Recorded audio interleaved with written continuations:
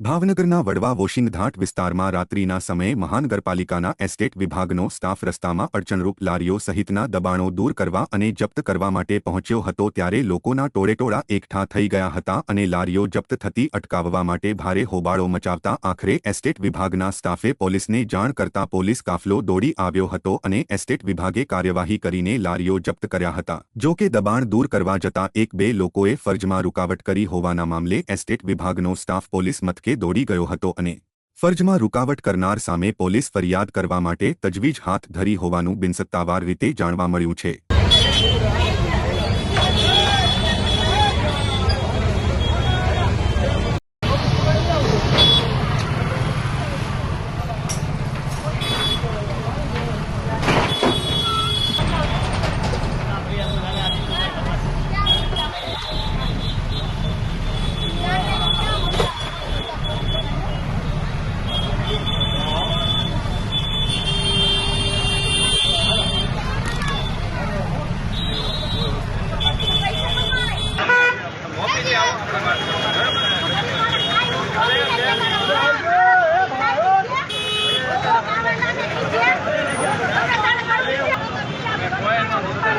પણ આપણે એવું છે તમારા ધંધા માટે બીજા બધા તકલીફમાં